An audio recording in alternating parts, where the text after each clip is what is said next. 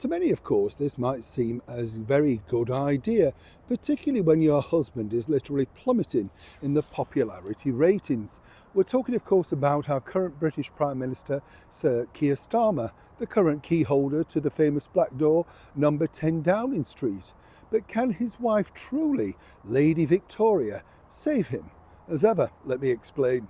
Morning, good to see you. Thank you so much as ever for your time. It's always interesting. So we'll have a lovely wave. I'm slacking, aren't I? Hope you're all right. Thank you. I genuinely mean that. Hope you're all keeping well. It's funny though, isn't it? I always think this in the world of politics, how when you look over the years about how people have sort of, put people on the right path, scandalous behaviour. We mentioned the other day, of course, about the Perfumo scandal with John Perfumo and exactly how he went up in court and basically said he didn't know this particular lady. And then, of course, he had to go back a few days and said, he'd forgotten, he'd lied. Now, I'm not suggesting this is the current state, of course, of the government over here, although that could be said of their many attributes, seemingly because they can't seem to remember whether they've had free clothes, free Taylor Swift tickets or not. You get the picture.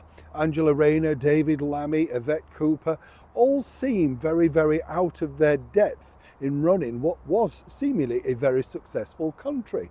So now what's fascinating to see is exactly as Keir Starmer's power, as it were, slips through his fingers literally months after coming into power, well, they've decided to bring out the big guns in their opinion.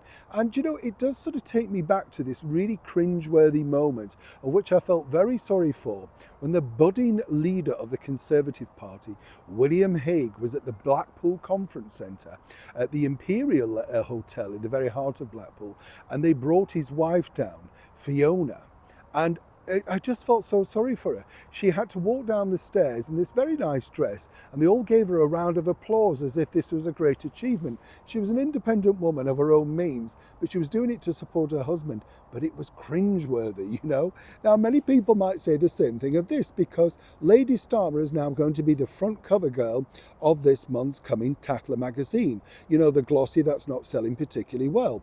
You get the picture. But the bottom line is, you see, that they believe that they can turn this around, that people will be interested in her. And the magazine are speculating about the things that she's going to be doing in 2025. It must be pointed out that while Lady Starmer has not actually given an exclusive interview to the magazine, well, her friends apparently have fed her, the magazine little bits and pieces. So what you could say, and as ever we have to say allegedly, is that this is a bit of spin doctoring job, Lady Starmer is a very attractive woman and certainly knows how to dress. Take note, Angela Rayner. And the other side of the coin is that basically, by allowing her to come out and show a little bit more of herself, this may humanise the current British Prime Minister. Now, as I said, this is a very tricky manoeuvre because Tatler magazine is seen as an expensive glossy, read by the fashionistas and the wealthy. If you think about it, the Labour Party is supposed to be for the working people who, of course, may be struggling, cost of living crisis, and having their winter fuel allowance removed. So once again, whoever they thought this was a brilliant idea, their dilemma to come up with this, well, clearly it's not worked in their very best interests.